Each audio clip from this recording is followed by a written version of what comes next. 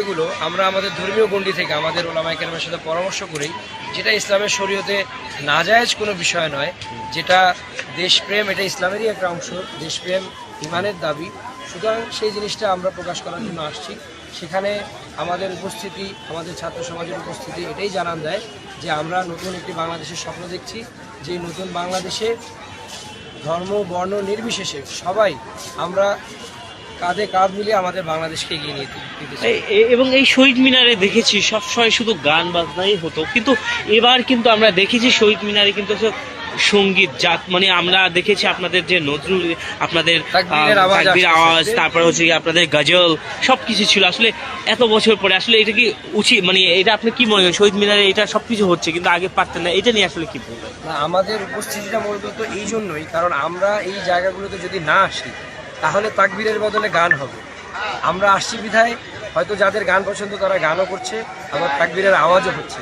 যেহেতু আমরা বিশ্বাস করি ইসলাম হক, আল্লাহ হক, আল্লাহ নবী হক, এবং হকই আল্লাহ তাআলা জিন্দা করবেন, সুতরাং বাংলাদেশের কোনায় কোনায় এই তাকবীরের আওয়াজই আল্লাহ তাআলা প্রতিষ্ঠিত করে দেবেন, এটাই আমরা বিশ্বাস করি।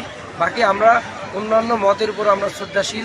আমরা কারো ব্যক্তিগত ইচ্ছা বা কারো ব্যক্তিগত তার ব্যক্তি স্বাধীনতায় আমরা আক্রমণ বা আক্রোশ আমরা পছন্দ করি না।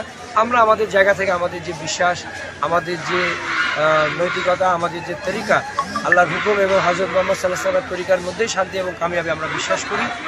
আমাদের সেটার ভিতরে আমরা আমাদের কার্যক্রম পরিচালনা করছি, যাদের বিশ্বাস অনুযায়ী যারা যেভাবে করছে। বাকি আমাদের কাজ হচ্ছে মুসলমান হিসেবে আরেক মুসলমান ভাইকে হকের কথা দাওয়াত দেওয়া, আরেক মুসলমান ভাইকে সত্য কথা বোঝানো, সমঝানো, কিন্তু কারো কোনো কিছু চাপিয়ে দেওয়া, এটা ইসলাম সমর্থন করে না। আমরা সেই কাজটি করে যাচ্ছি। আমরা ইসলামের সত্যবাণী প্রচারের জন্য, আপনারা জানেন সারা দুনিয়ায় আমাদের দাওয়াতের মেহনত হচ্ছে, সারা দুনিয়ায় আমাদের দাওয়াতের কার্যক্রম চলছে, সেটা আমাদের চলমান আছে। আমরা একটু যদি জানতে চাই আপনাদের দাওয়াতটা আসলে কি? আমাদের দাওয়াত হচ্ছে, সর্বপ্রথম আমাদের দাওয়াত হচ্ছে এক আল্লাহর দিকে দাওয়াত, লা ইলাহা ইল্লাল্লাহু মুহাম্মাদুর রাসূলুল্লাহ। আল্লাহ তাআলা ছাড়া কোনো মাবুদ নেই, হযরত মুহাম্মদ সাল্লাল্লাহু আলাইহি ওয়াসাল্লাম আল্লাহ তাআলার রাসূল। এই দাওয়াতটা হচ্ছে ইমানের দাওয়াতটা হচ্ছে কাফেরের জন্য, যারা অবিশ্বাসী তাদের জন্য হচ্ছে ইমানের দাওয়াত। আর যিনি মুসলমান হিসেবে নিজেকে দাবি করেন তার জন্য হচ্ছে পরিপূর্ণ ইসলামের দাওয়াত, পরিপূর্ণ কোরআনের জিন্দেগি হচ্ছে তাদের জন্য দাওয়াত, পরিপূর্ণ কোরআন অনুযায়ী আমাদের জিন্দেগি হয়, এটা হচ্ছে আমাদের দাওয়াত। এবং আপনি কখনো দেখেছেন যে এই শহীদ মিনারে এর আগে কখনো ইসলামী সঙ্গীত এই টাইপের কোনো প্রোগ্রাম হতো, কিন্তু এবার কিন্তু হয়েছে? জি, এটা কি মনে করেন আসলে কি দেশটাকে আবার নতুন করে স্বাধীন হয়ে আপনাদের হাতে এসেছে? অবশ্যই অবশ্যই, এটাই তো আমাদের জুলাই গণঅভ্যুত্থানের স্পিরিট ছিল। আমরা তো সেটা মনে প্রাণে ধারণ করি যে একটা সুনির্দিষ্ট পক্ষ আমাদেরকে সবসময় দাবিয়ে রাখার চেষ্টা করেছে, ইসলামের আওয়াজকে তারা ভিন্ন ভিন্ন ট্যাগ দিয়ে ভিন্নভাবে প্রভাবিত করার চেষ্টা করেছে। আমরা যেহেতু নতুন একটি বাংলাদেশ স্বাধীন করেছি, সেই নতুন বাংলাদেশ স্বাধীন করায় আমরা আপামর জনতা,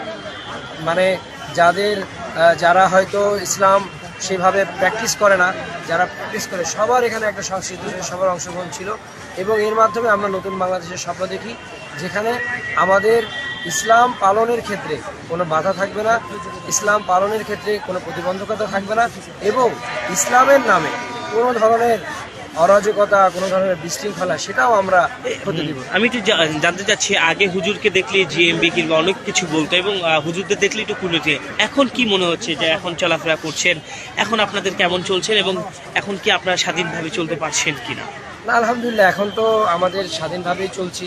আগে আমাদেরকে বিভিন্ন টেরোরিস্ট, জিএমবি, এটা আপনারা জানেন যে ফ্যাসিস্ট সরকারের আমলে এটা ইসলামকে ইসলামাইজেশন, যে তাদের একটা প্ল্যান প্রোগ্রাম ছিল, সেটার কারণে তারা বিভিন্নভাবে ইসলামকে এবং ইসলাম যারা পালন করে তাদেরকে বিতর্কিত করার বিভিন্ন প্রোপাগান্ডা তারা করেছে বিভিন্ন সময়।